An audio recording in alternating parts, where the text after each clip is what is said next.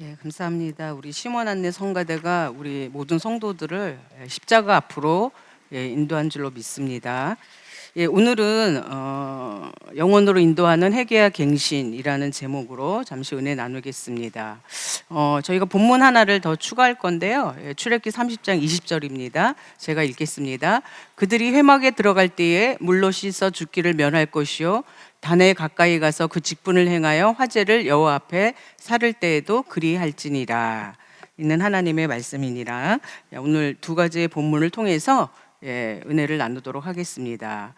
첫 번째는 우리 요한복음 13장 1절부터 11절까지 본문으로 삼았는데요. 이 본문을 이해하기 위해서는 조금 배경이 필요할 것 같습니다. 이 본문은 우리 저희들이 잘 알고 있는 최후의 만찬이라고 하는 그 내용을 얘기하고 있는데, 그 가운데에서도 세족식에 대해서 얘기하고 있습니다. 그래서 이 요한복음 13장을 설교할 때는 대부분 다 예수님의 섬김의 자세에 대해서 주목해서 설교를 하죠. 근데 오늘은 조금 다른 각도에서 이 본문을 좀 살펴보고자 합니다. 그래서 이 본문이 공간고문에 다 나와요. 그런데 좀 다르게 나와 있죠. 그래서 어떻게 나와 있냐면 이렇게 나와 있어요. 공간본문에 나와 있는 그 본문을 살펴보면 다 어디에 주목해 있냐면 가룟 유다가 팔자라는 것에 대해서 예수님께서 지목하신 장면을 얘기하고 있습니다. 그리고 그 장면이 되게 자세하게 설명되어 있죠. 예를 들면은 예수님께서 이 아닌 자가 나를 팔자다라고 얘기하니까 제자들이 차례대로 뭘 물어보냐면 접니까? 접니까? 이렇게 물어보는 장면이 나옵니다. 그래서 가룟 유다 차례가 되었죠. 그래서 가룟 유다도 접니까? 하고 이렇게 물어보는 거예요. 그랬더니 너가 말하였다. 그래서 마태, 마가, 누가복음 동일하게 그 장면을 부각해서 해놓은 장면들이 있습니다. 그런데 요한복음 13장은 좀 다르게 설명하고 있어요. 그러니까 공간복음에 똑같이 나온다고 해서 같은 내용을 설명하는 건 아니거든요. 이 공간복음과 사복음서인 요한복음을 같이 봐야지만 그 전체 사건이 이해가 되는데, 이 사건은 언제 이루어지냐면 이 세족식 다음에 이루어진 거예요. 세족식 다음에 예수님께서 발을 씻겨 주시고 난 다음에 떡을 떼어 주시고 가룟 유다에게 너가 팔자야 라고까지 얘기하신 장면이 나와 있습니다. 그래서 요한복음 13장 보시면 그 장면이 부연 설명되는 걸 볼 수가 있죠. 그래서 최후 만찬에 기록된 공간복음을 한번 확인해 보시고요. 마태, 마가, 누가복음이 동일하게 그 사람이 가룟 유다였어 라는 것을 설명해 주고 계십니다.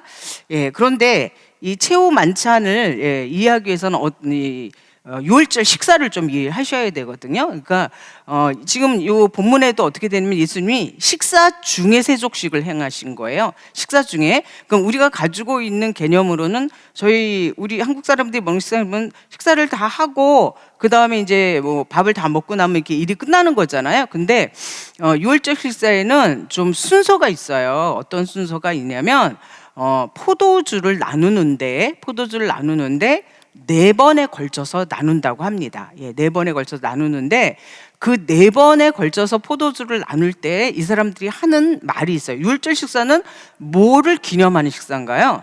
출애굽을 기념하는 식사죠. 그래서 어떻게 기념을 하냐면 그 출애굽의 사건, 죽을 수밖에 없었던 이스라엘 백성들을 하나님께서 어떻게 출애굽을 시켰는지를 기념하는데, 그 4번의 포도잔을 나누었는데 이렇게 나눈다고 합니다. 첫 번째 잔은요, 이렇게 6장 우리 출애굽기 6장 6절부터 7절 말씀에 보시면 이 구절에 의거해서 그렇게 지금도 그렇게 나누고 있는데, 어떻게 하냐면요, 여기 보시면 내가 애굽 사람의 무거운 짐 밑에서 너희를 빼어내며 그랬죠. 첫 번째 잔은요, 빼어내며에 대한 기념잔이에요. 하나님께서 출애굽할 때 우리를 빼어내셨다. 그 다음에 그 구역에서 너희를 건져내셨다라는 것을 또 기념하는 거예요.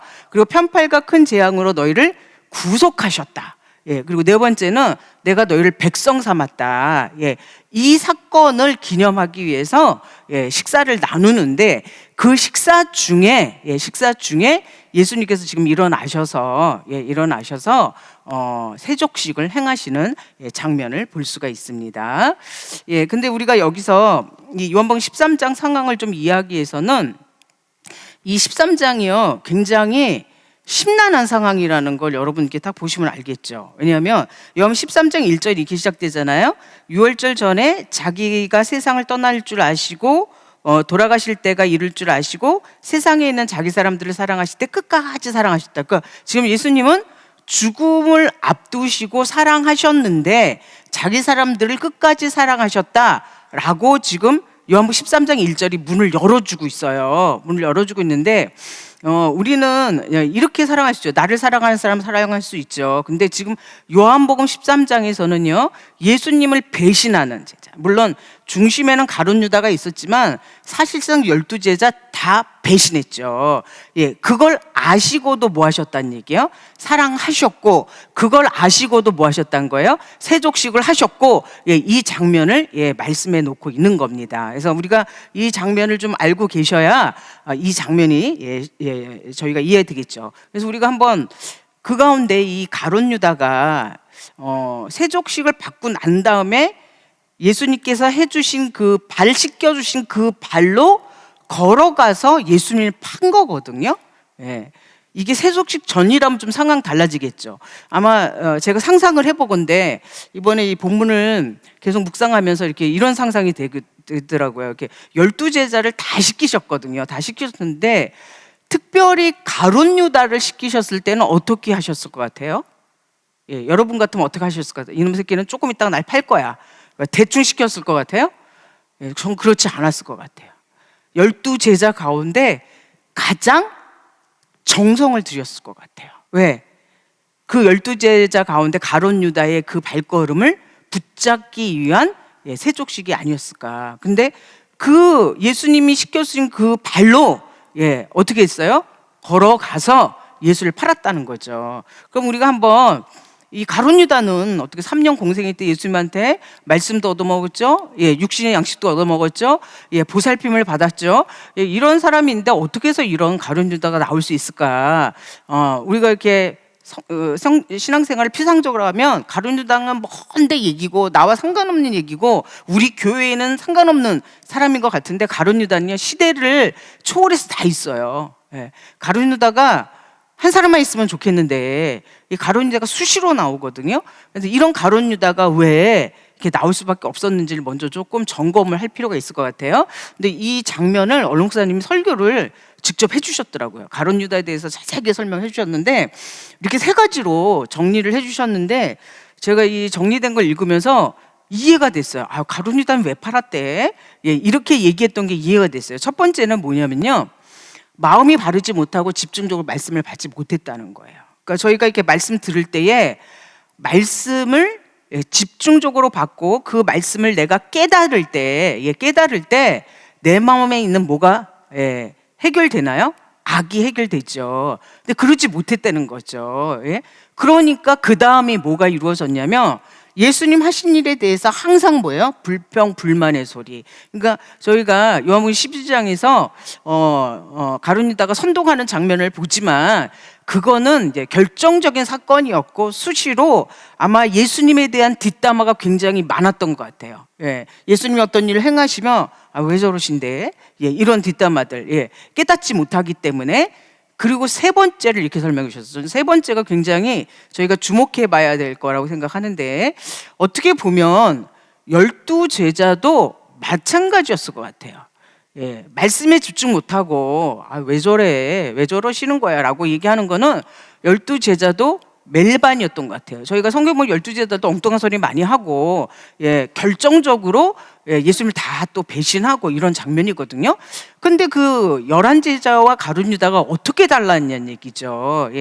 그 세 번째가 뭐냐면 가룟 유다는 자기 자신의 믿지 못함과 안악함을 아시는 예수님이 미웠다는 거예요. 그러니까 말씀을 예수님이 하시면 그 말씀이 어떻게 돼요? 자기를 찌르잖아요. 자기를 찌르면 어떻게 하시면 되나요? 회개하고 생각을 돌이키면 되거든요. 근데 늘 예수님이 자신의 그 악한 존재인 자신의 그걸 드러내는 거예요. 여러분들이 예배 드리다가 말씀 들으면서 찔리는 순간 있잖아요. 그 찔리는 순간은 내 속에 있는 뭐가 드러나는 순간인가요? 악이 드러나는 순간이죠. 그때 돌이키죠. 내가 왜 그랬을까? 돌이키잖아요. 근데 이 가룟 유다는 돌이킨 게 아니라 누가 미웠어요? 예수님이 미웠어요. 이렇게 내 속에 있는 얘기를 저렇게 하시는 거야. 저 생각은 나와 틀려. 그러니까 결론적으로는 오늘의 세족식 이후에도 예수를 팔 수밖에 없는 그런 결과를 가져왔다는 걸 여러분들이 배경으로 아시고, 그 가운데 지금 예수님께서 뭘 행하고 계시는 거예요? 세족식을 행하고 계시다는 거죠. 그래서 요한복음에서는요, 그 정체를 드러내 주셨어요. 어떻게 드러내냐면 300데나리온을 팔아 가난한 자에게 나눠주지. 옥합을 깨서 예수님께 바치는 그 마리의 신앙에 대해서 질타를 했어요. 정신머리 없어서 저렇게 신앙생활 한다고 질타한 거예요. 그런데 속을 드러내셨죠. 그 드러내신 장면이 요한복음 12장 6절인데, 이렇게 말함은 가난한 자들을 생각함이 아니요 저는 도적이라 돈깨를 맞고 거기 넣는 것을 뭐예요? 훔쳐감이라. 이 말씀은 이 300데나리온 요것만 지금 아까웠던 게 아니라 수시로 뭐 하고 있었다는 거예요? 훔쳐가고 있었다는 거예요. 그러니까 예수님이 그걸 아시고 수시로 뭐 어떻게 하셨을까요? 말씀하셨겠죠. 너 돈 잘 세고 있니? 이 돈 맞는 거니? 말씀하셨겠죠. 그러니까 그것을 통해서 회개의 기회를 주셨는데, 회개한 게 아니라 도리어 뭘 했다? 예수님을 미워했다라고 성경은 말씀해 주고 계세요. 그래서 우리가 왜 이렇게 예수님이 이런 급박한 장면에 몇 시간 안 있으면 예수님 십자가를 달리셔야 돼요. 예수님 십자가 달리셔야 돼요. 그런데 그것도 최후의 만찬을 하시던 중에 일어나셔서 세족식을 행하신 거예요. 그럼 이게 단순하게 나는 이런 리더십이 있는 사람이야, 나는 이렇게 너희들을 섬겼어 라는 것만을 알려주기 위해서 하셨냐는 거죠. 저는 이 말씀에 주목하게 됐던 게, 이 본문 말씀 가운데 보면은 이 장면이 나오거든요. 어떤 장면이 나오냐면 베드로 차례가 됐어요. 베드로 차례 됐더니 베드로가 12제자가 하고 싶었던 얘기를 하는 거예요. 지금 예수님께서 한 사람 세족을 하시죠. 발을 씻기시고 수건으로 닦아주시고 이런 장면을 하고 있습니다. 그러니까 이 12제자들이 동일하게 왜 우리 발을 씻기시지? 이 생각을 물어보고 싶었을 거예요. 근데 차마 못 물어봤는데 누가 물어본 거예요? 베드로가 물어본 거예요. 왜냐하면 당시에 발을 씻는다는 것은 종이 하는 행위거든요. 그러니까 사실은 이 장면은요, 제자들이 선생 발을 씻겨줘야 돼요. 그러니까 지금 제자들이 누구 발을 씻겨줘야 되나요? 예수님 발을 씻겨줘야 되는데 지금 거꾸로 된 거예요. 그러니까 베드로가 이렇게 물어보죠. 왜 발을 씻기십니까? 제 발은 못 씻기십니다. 뭐 인간적으로 보면 당연한 얘기겠죠. 선생님이 발을 씻겨준데 발을 떡 내놓고 씻으시오, 이럴 수는 없는 거잖아요. 그렇죠? 그런데 예수님이 이때 굉장히 중요한 말씀을 하세요. 무슨 말씀하시냐면 이렇게 말씀하시는 거예요. 8절이에요. 요한복음 13장 8절 말씀인데 이렇게 설명해 주시죠. 뭐라고 하셨냐면, 내가 너를 씻기지 아니하면 너가 나와 상관이 없다는 거예요. 이게 단순히 발을 씻겨주고 닦여주고 마지막 사랑을 베푸시는 이런 장면이 관계성의 문제라는 거예요. 너가 만약에 내가 너 발을 씻겨주지 않으면 너는 나와 상관이 없는 사람이야. 예수님과의 뭐가 깨어지는 거예요? 관계가 깨어진다는 얘기예요. 그랬더니 이제 베드로가 또 이렇게 얘기했어요. 베드로 보면요, 우리 모습하고 똑같아요. 아마 그때 당시 우리가 있어도 또 이렇게 했을 거예요. 그렇다면 뭐까지 해달라는 거예요? 머리하고 손을 들이미면서 이것도 마저 씻겨달라고 이렇게 얘기하고 있어요. 근데 그 다음 장면이 또 어떤 장면이냐면 예수님이 이렇게 얘기하시는 거예요. 10절 말씀인데요. 10절은 뭐라 그러냐면, 이미 목욕한 자는 발밖에 씻을 게 없다. 그럼 이제 제자들은 이미 뭐는 끝났다는 얘기인가요? 제자들이 뭘가 끝났어요? 목욕이 끝났다는 거예요. 그런데 목욕이 끝났어도 뭐는 해야 된다? 발은 씻어야 된다라고 말씀을 하시는 거예요. 근데 거기에 이제 굉장히 중요한 한 말씀을 더 하셨죠. 근데 다는 아니야. 다는 아니야. 지금 여기 보면 목욕이 안 끝난 사람이 있다, 없다? 있다라는 얘기예요. 그것이 바로 누구였다는 거, 가룟 유다였다는 게 그 사건 뒤에 드러나는 거죠. 그러면 두 번째는 저희가 이게 물로 씻는다는 의미, 이거 구약적으로 무슨 의미가 있냐는 거죠. 저희가 12권을 통해서 제사법을 배우고, 구속사를 통해서 성경의 모든 역사는 예수 그리스도 한 분을 증거하고 있다는 것을 시간마다 배우고 깨닫고 있습니다. 그렇지만 이게 저희 머릿속에 이렇게 딱 순간순간마다 이렇게 통역이 안 돼요. 치환이 안 돼요. 그래서 구약에 우리가 배운 거는 또 배운 거고, 또 지금은 지금이고, 여러분들이 제사법을 배워서 제사법을 배우고 난 다음에 성경을 읽을 때 그 모든 제사가 다 누굴 가리킨다는 거, 예수 그리스도를 가리키는 절절히 와야 되고요. 또 성막이, 우리가 성막 눈의 복음이라고 얘기하잖아요. 그럼 그것이 바로 예수를 가리킨다는 게 이렇게 절절히 와야 되는데, 저희가 또 그 공부한 내용과 이것이 다 영적으로 깨달아져서 우리 삶 가운데 이 가슴으로 오기까지는 시간차가 너무 많아요. 근데 성경 보시면요, 이렇게 얘기해 놓고 계세요. 어떻게 얘기해 놓고 계시냐면, 구약에 보면 이 씻는다는 사건이 굉장히 중요하다는 것을 여러 번 얘기해 놓으셨어요. 여러분들 이걸 배우실 때 지금 여기가 광야라는 걸 기억하셔야 돼요. 광야, 물이 없는 광야. 물이 없는 광야에서 예수님은 뭘 요구하셨냐면 물로 씻으라는 것을 요구하셨어요. 근데 어떻게 요구하셨냐면 이렇게 요구하셨죠. 성경 보시면요, 이 물두멍이라는 거, 물두멍이라는 것에 대해서 설명해 주셨는데, 제가 이번에 이 그림을 보고 제가 너무 은혜를 받았어요. 정말 눈물 나게 은혜가 나더라고요. 제가 그전에는 한 번도 이 그림 보고 그렇게 막 은혜가 된다 막 이걸 못 깨달았거든요. 근데 이 세속시과 연결해서 보니까 이게 너무 은혜가 되더라고요. 그래서 보면 저희 구속사 책에는 이렇게 그림이 나와 있는데, 성경에서 말씀하신 대로 식양대로 정확하게 그려서 이제 물두멍을 어디다가 그려주셨냐면 여기 회막 앞에다가 그려주셨죠. 그래서 설명도 돼 있어요. 물두멍 이렇게 약간 비스듬히 그려졌을 거다, 있었을 거다고 설명했는데, 물두멍하고 번제단의 위치가 굉장히 중요해요. 어떻게 중요하냐면, 예를 들면 우리가 그냥 생각으로 할 때는 성막 들어가자마자 씻고 번제단 지나고 그렇게 해도 되잖아요. 그냥 보면 일단은 성막 안에 들어왔다는 게 중요하니까 먼저 손발을 씻고 그 다음에 번제를 드리고 그 다음에 이렇게 해도 되잖아요. 절대 그게 아니에요. 어떻게 되냐면 번제단을 지나서 뭐가 있어야 돼요?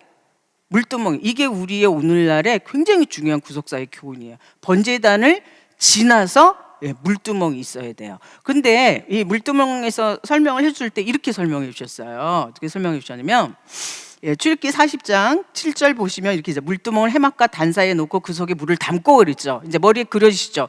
해막과 이 단은 무슨 단을 가리키는 거예요? 번제단 사이에 뭐가 있어야 된다? 물두멍이 있어야 되는 거예요. 그런데 출애굽기 보시면은요, 오늘의 본문 말씀처럼 이렇게 얘기하고 있어요. 출애굽기 30장 20절 말씀 이렇게 돼 있죠. 그들이 해막에 들어갈 때 물로 씻어 죽기를 명할 것이요. 자, 해막에 들어가기 전에는 반드시 뭐를 해야 돼요? 물로 씻어야 돼요. 원어에는 두 발과 두 손을, 그러니까 씻어야 되는 그 대상이 수족이다라는 걸 얘기하는데, 자, 여기 보시면 이렇게 설명하고 있어요.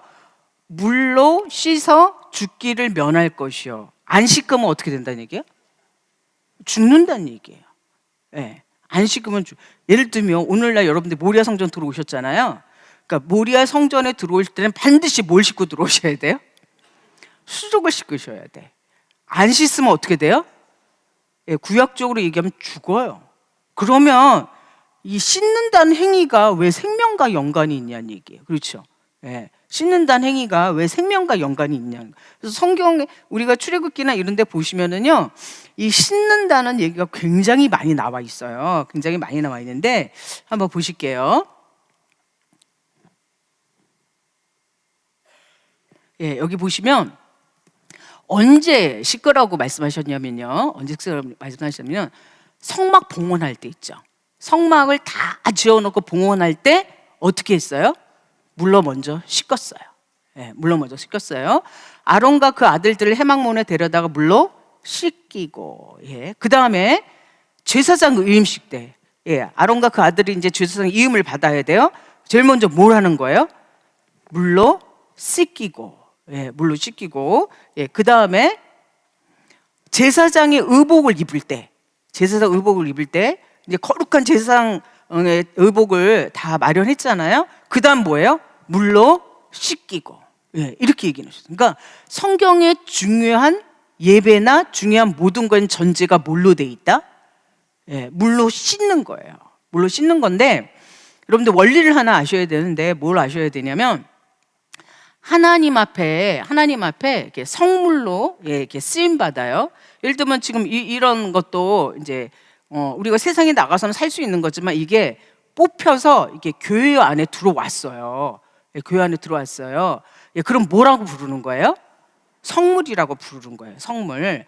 그런데 이 성물이 쓰임 받기 전에는 반드시 뭘 하셔야 되는 줄 알아요? 반드시 물로 씻김을 받아야 돼요. 피로 씻김을 받아야 돼요. 아니면 불로 씻김을 받아야 돼요. 그러니까 이렇게 물로, 불로, 피로 씻김 받는 순간이 거룩해지는 순간이에요. 그러니까 여러분들이 앞으로요, 봉사하시고 헌신하실 때, 예를 들면 이분들이 뭐 식당에서 이번에 나 저 설거지 담당이야, 가잖아요. 가서 여러분들이 뭘 하시는 건 줄 아세요? 육신적으로 볼 때는 설거지 하는 거죠. 육신으로 보면 설거지 하는 거. 그렇지 않아요. 여러분들이 뭘 하는 거냐면 그 성물을 뭐 해주는 거예요? 씻겨서 거룩하게 하는 거예요. 성물을 씻겨서 뭐 하게 하는 거라고요? 거룩하게 하는 거예요. 그러니까 그런 봉사에 여러분들이 빠지시면 되겠어요? 그러니까 그런 원리가 여기 들어있는 거예요. 하나님께서는 너희들이 씻는 거는 죽음, 생명과 연관이 돼 있다는 걸 우리에게 가르쳐 주신 거예요. 그러면은 이 물두멍 가기 전에 또 뭐가 있다고 그랬죠? 번제단이 있죠. 번제단. 이 번제단은 또 특징이 하나 있어요. 여러분들이 번제단 공부하셨지만 번제단은 특이한 특징이 뭐냐면 불이 꺼지면 안 돼요. 불이. 저 레위기 6장 9절 보시니까 불로 그 위에 꺼지지 않게 할 것이요 단위의 불은 항상 피어 꺼지지 않게 할. 이거는 지금 뭘 보여주시냐면 하나님이 인류 구원의 역사는 뭐하지 않을 것이라는 거? 꺼지지 않을 것이라는 거. 그러니까 우리가 구원받기 위해서는 반드시 어디를 거쳐야 돼요? 번제단을 거치고 그 다음에 성막에 들어가기 위해서는 뭘 하셔야 돼요? 물두멍에 가서 뭘 하셔야 되는 거예요? 씻으셔야지만 어딜 들어갈 수 있어요? 성소로 들어갈 수 있다는 것을 저희가 구약 내내 배웠어요. 근데 이렇게 배워놓고도 지금 예수님이 마지막 십자가 달리시기 전에 그 제자들의 수족을 씻겨가면서 예수님께서 마지막 죄 씻음, 정결의 과정을 한다는 것을 제자들은 깨닫지 못했죠. 예수님이 이렇게도 말씀하셨어요. 너희가 지금 내가 하는 거 못 깨달아. 그러니까 거기 있던 12제자나 우리나 지금 마찬가지예요. 못 깨달아. 그렇지만 너희들이 나중에는 이걸 깨닫게 될 거야 라고 말씀을 해주신 거죠.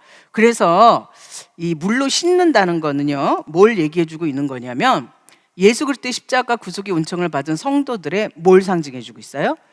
회개를 상징해 주고 있는 거예요. 회개를 상징. 그러니까 여러분들이 성경에서 물로 씻거라 라고 얘기하는 건 다 뭘로 치환해서 보시면 돼요? 너는 회개해 라는 걸로 취한해서 보시면 된다는 얘기예요. 근데 이렇게 이 세족식의 사건을 이렇게 말씀하신 책이 딱 한 권밖에 없더라고요. 제가 이번에 이 설교를 준비하면서 주석들도 찾아보고 어떤 유명한 설교가들은 어떻게 설교했는지 다 어떻게 설교했냐면 예수님의 리더십, 예수님의 섬김의 자식, 우리도 종이 되어서 이렇게 선교해야 됩니다. 이걸로 다 성경이 포커스되어 있는데요. 우리 구속사 시리즈 성막과 언약궤에 보시면 페이지 227쪽에 보시면 번제단이 목욕의 역사로 비유된다면 물두멍은 발씻음의 역사로 비유된다라고 정확하게 말씀해 주고 있어요. 그러니까 예수님이 지금 야 너희들 뭐 했어? 목욕했어. 그렇지만 너희들이 뭐는 계속해야 돼? 발씻음은 해야 돼. 즉 물로 계속해서 너희의 죄악을 어떻게 해야 돼? 회개해야 돼라는 것을 여러분 마지막으로 섬겨주신 장면이죠. 마지막으로 예수님이 최후의 만찬에서 지금 이 제자들의 마음은요, 예, 이렇게 세족식 하시는데 예수님하고 동상이몽이에요. 그 가운데서 무슨 일이 벌어졌냐면 누가 크냐 막 이런 일이 벌어진 거예요. 그리고 요한복음 13장을 보시면 가룟 유다의 배신만을 예언한 게 아니에요. 예, 13장 하반절에 가보시면요 베드로의 배신도 얘기하고 있어요. 지금 예수 12제자의 상황은 이런 영적 상황임에도 불구하고 예수님은 끝까지 구약의 모든 성막의 과정을 통해서 단육신의 사역을 완성했다는 것을 우리에게 말씀해 주고 계시는 거죠. 그래서 우리가 마지막으로 예수님이 최후 만찬에서 왜 세족식을 행하는지 그 의미를 다시 한번 되새겨 보도록 하겠습니다. 요한복음 13장 7절 보시면 예수께서 이렇게 얘기하세요. 지금 이 세족식의 장면은요 12제도 다 혼돈이 왜 저러시는 거지? 선생님이 왜 우리 발을 씻기시는 거야? 예, 이게 다 혼돈스러운 장면이에요. 근데 이렇게 말씀하셨죠. 예수께서 대답하여 가라사대 나의 하는 것을 너가 이제는 알지 못하나 이후에는 어떻게 돼요? 알리라. 그러니까 이 세족식 사건을 지금은 깨닫지 못했지만 나중에는 어떻게 된다는 얘기예요? 너희들이 깨달을 거야. 저는 이 11제자가 가룟 유다를 제외한 11제자가 깨달았다고 생각해요. 네. 왜 그러냐면 그들의 삶이 그걸 증거해 주고 있어요. 그 11제자의 삶이 최후가 다 어떻게 되어 있나요? 네. 숨겨 있거든요. 뜻을 위해서 숨겨 있거든요. 그전에는 네가 커 내가 커. 이 베드로가 예수님께서 나중에 세상 끝날까지 이 제자를 두리라 요한에 대해서 얘기할 때 쟤는 어떻게 될 거냐고 물어보잖아요. 그러니까 맨날 이랬던 사람이에요. 그런데 결론은 다 똑같아졌어요. 결론은 다 똑같았어요. 이 요한복음 13장의 그 마지막 방에 행하셨던 그 모든 일이 저는 그 제자들을 영혼의 세계로 이끌었다고 생각해요. 영혼의 세계로. 예, 그리고 예수님께서 이미 목욕한 자는 발밖에 씻을 게 없어 온몸이 깨끗해 너희가 이미 깨끗하다 뭐 해주셨어요? 선언해 주셨어요. 근데 지금 12제자의 상황은 어떤가요? 요한복음 13장에서 이미 깨끗해 선언하신 거잖아요. 목욕한 자는 이미 깨끗해. 그걸 누구한테 선언하신 거예요? 물론 저와 여러분한테 선언하신 거죠. 그렇지만 지금 현장에서는 누구한테 선언하신 건가요? 12제자한테 선언하신 거예요. 네. 근데 어떤 상황이냐면 예수를 팔려고 하는 생각, 지금 말씀에 부지한 사람, 그런 사람들한테 지금 예수님이 끝까지 섬기면서 그 선언을 성취시키신 거죠. 왜냐하면 성경을 이루셔야 하기 때문이에요. 예. 그리고 난 다음에 예수님이 이렇게 말씀해 주신 거죠. 그 다음 장면이 그래 너희가 나를 주라 또는 선생이라고 부른다. 내가 너희를 섬겼던 것처럼 너희도 서로 뭐 하라는 얘기예요? 씻기라는 거예요. 서로 씻기라는 거예요. 여기에서 여러분들이 보셔야 되는 게 뭐냐면 발은 스스로 씻는 게 아니라는 거예요. 네, 여러분들이 말씀 받고서 이렇게 생각할 수 있어요. 그냥 내 발은 내가 씻으면 되지. 네, 그냥 말씀 받은 거 있으니까 내 발은 내가 씻지. 근데 성경은 예수님이 최후의 만찬에서 제자들에게 뭐라고 말씀해 주셨나요? 너희는 어떻게 하라고요? 서로 씻기라는 거예요. 예, 서로 씻기라는 거예요. 아까 제가 설명해 드렸던 것처럼 이 성물을 물에나 피를 뿌리고 불에 지나가게 하는 그 모든 사역은 제사장의 사역이에요. 그러니까 아무나 그렇게 할 수 없어요. 그냥 지나가던 사람이 와서 이거 교회 물건이니까 내가 물에 좀 씻어야지 이렇게 할 수 없어요. 예, 그것이 주어진 특권은 누구에게 주어진 거예요? 제사장들한테 주어진 거예요. 근데 지금 예수님이 12제자한테 너희는 뭐해? 서로 씻고 서로 거룩하게 해줘 라고 명령을 하시는 거예요. 네, 명령을. 이 명령에 따라서 저희가 지금 뭐를 하고 있냐면 서로 씻겨주는 사역을 하고 있는 거죠. 서로 씻겨주는 사역을 하고 있는데 이러한 사역을 하면서 저희가 정말 본질에 깨어서 말씀대로 하는 경우는 많이 없는 것 같아요. 이 세족식을 되게 많이 하거든요. 교회 프로그램 가운데 많이 해요. 그래서 서로 발을 씻겨주기도 하고. 근데 이 세족식은 또 희한한 능력이 있어요. 뭐가 있냐면 처음에는 발을 내놓고 이렇게 씻김을 받는다는 것 자체가 굉장히 부담스러운 일인데, 그 씻는 사이에 그 씻는 사람과 또 이 세족을 향하는 사람이 서로 뭐가 일어나면 교통이 일어나요. 그래서 발을 씻다고 서로 껴안고 울고 그래요. 여러분 그런 체험 하셨나요? 네. 못 해보셨나요? 오늘 밤에 가셔서 남편의 발을 잡아보세요. 예. 그러니까 이걸 통해서 그게 이루어져요. 그러면 여러분 상상을 해보세요. 12제자와 예수님 사이에도 그게 있지 않았을까요? 이분이 왜 지금 이렇게 나의 발을 씻기지, 이게 있지 않았을까요? 예. 그런데 그런 행위를 한다고 해서 말씀을 깨닫는 건 아니에요. 예.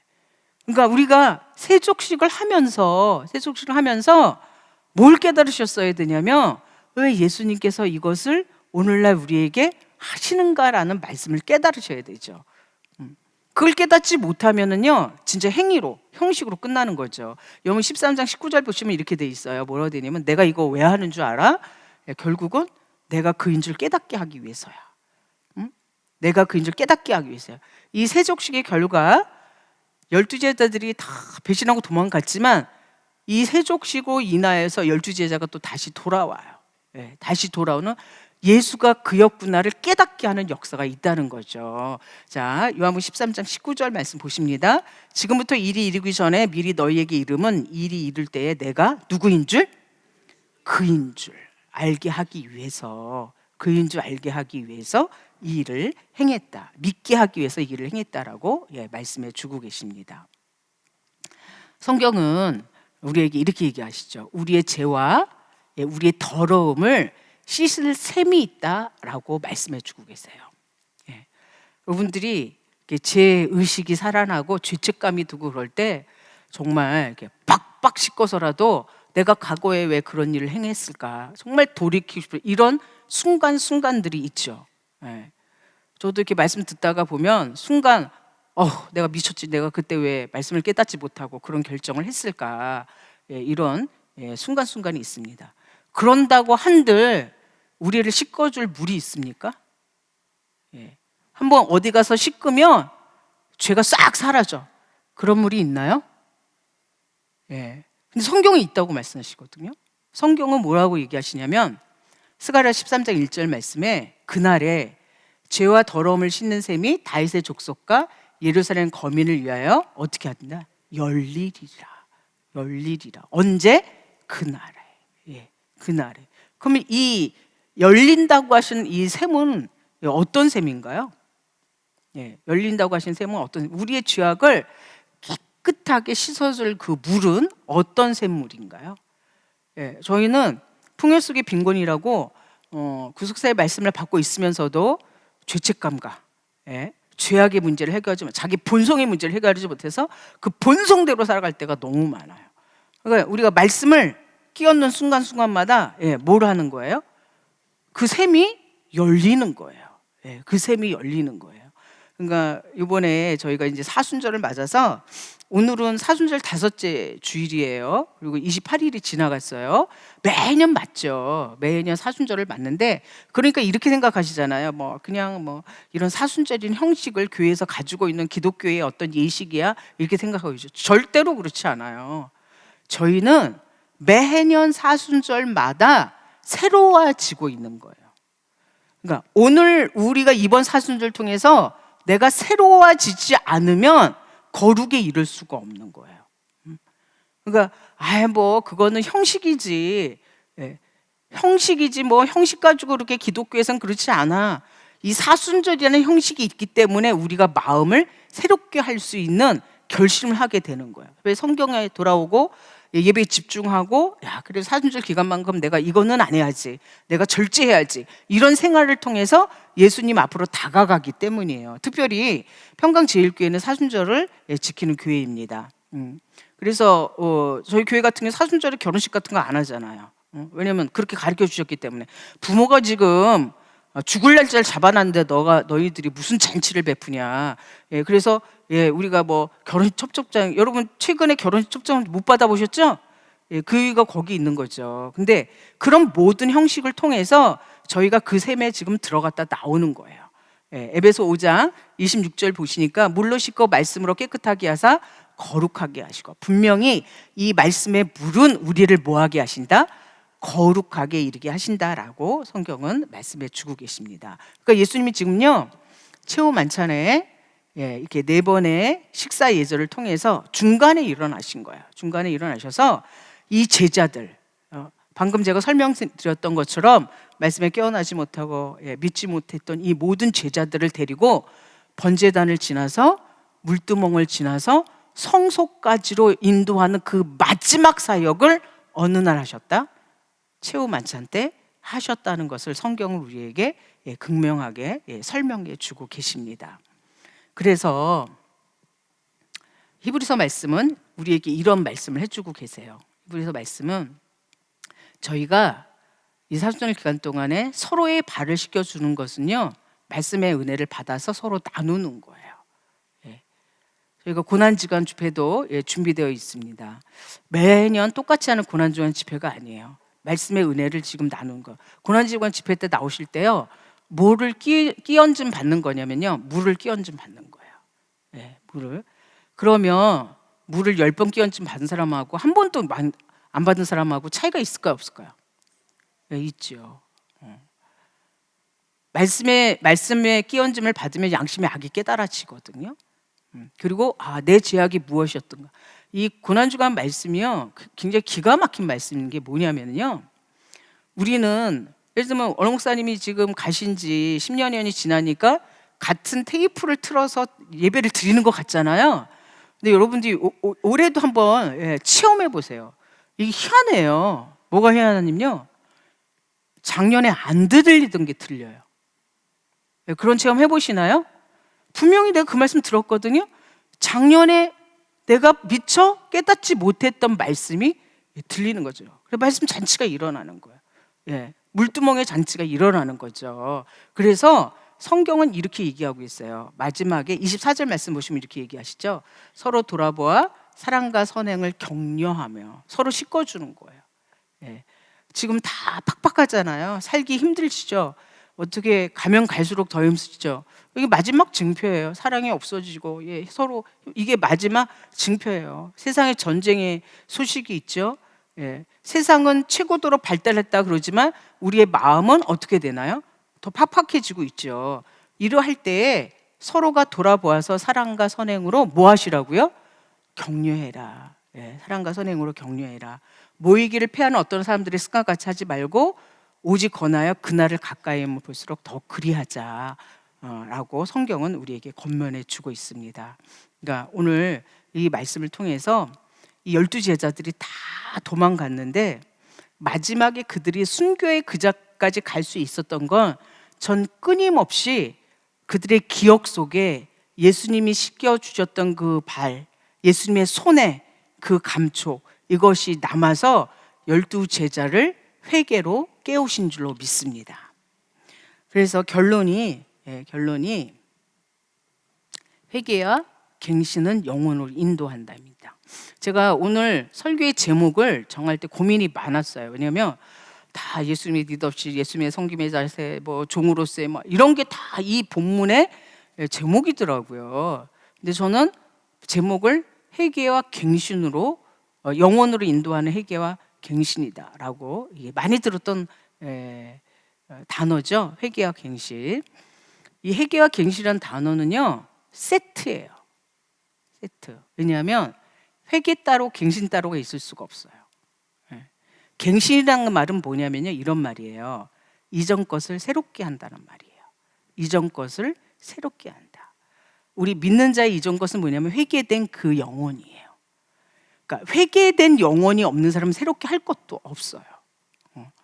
자기가 새롭게 해봤자 그건 죄의 속성이에요. 내가 구속받은 그 은총을 날마다 새롭게 하는 것이 우리를 어디로 인도한다? 영혼으로 인도한다는 거죠. 여러분들 중에 원로 목사한테 이런 혹시 말씀을 들으신 분들 계시나요? 제가 만나보니까 꽤 많으시더라고요. 어떻게 하냐면 넌 영원히 이거 해. 이런 말씀 들으셨어요? 안 들으셨어요? 들으신 분들 계실 거예요. 넌 영원히 이거 맡아서 해. 이런 말씀 들으셨어요. 그래서 그게 우리의 자부심이 되기도 해요. 나한테는 이거 뭐 영원히 하라 그러셨어. 그게 자부심이 되기도 하거든요. 근데 그걸 그냥 영원히 할 수는 없어요. 어떻게, 뭐가 있어야 되는 거예요? 끊임없이 회개하고 회개된 그 자신이 끊임없이 새롭게 돼야 되는 갱신이 있어야지만 영혼으로 인도하는 거예요. 저희는 영혼을 축복받은 사람들이에요. 어떤 영혼을 축복받으셨는지 아시나요? 어떤 영혼을? 변화 세계를 축복받으신 분들이에요. 변화라는 영혼의 세계를 축복받으시는 분이에요. 그 세계에 가기 위해서는요, 우리가 변화는 따놓은 당상이지, 변화의 말씀을 우리가 받았어, 그런다고 가지 않아요. 갈 수 없어요. 변화의 세계로 들어가기 위해서는 날마다 회개와 갱신, 회개의 권세를 가져야지만 들어갈 수 있다는 것을 이 세속식 사건을 통해서 저에게 다시 한번 말씀해 주고 계시는 거죠. 그러니까 예수님은 최후의 만찬에서 제자들의 발을 씻겼지만 제자들의 발을 지속적으로 계속적으로 씻겨주신 거죠. 오늘날 우리도 마찬가지인 거죠. 우리가 말씀 받아서 새로운 삶을 거듭났지만 지속적으로 물두멍에서 수족을 씻지 않으면 성소에 들어갈 수 없듯이 변화의 세계도 들어갈 수가 없습니다. 저에게 주어진 12일의 사순절이 남아있고 2주의 예배가 남아있습니다. 이 예배가 저희를 영으로 인도하는 회개의 갱신을 성취시켜드리는 그런 예배로 승리하시는 저와 여러분이 되어질 줄로 믿습니다. 기도하겠습니다. 사랑의 아버지, 감사합니다. 예수님이 지상 최후의 밤을 제자들의 발을 씻기시는데 당신의 몸을 구부리고 당신의 무릎을 꿇으셨습니다. 아버지, 그 말씀을 받은 저희에게도 예수님과 같이 말씀으로 무릎 꿇게 하시고 아버지, 많은 우리들의 성도들과 말씀을 나누고 서로가 서로를 씻겨주는 그 명령에 순종하는 삶이 되어질 수 있도록 인도하여 주시옵소서. 사순절을 지낸다고 하지만 형식에 매여서 날짜를 세고 있는 것이 아닌지 돌아보게 하시고 하루하루의 순간이 예수님께 더 가까이 가는 귀한 순간이 되어질 수 있도록 역사하여 주시옵소서. 함께 하실 줄 믿사옵고 예수 그리스도 받들어 감사를 쌓옵나이다. 아멘.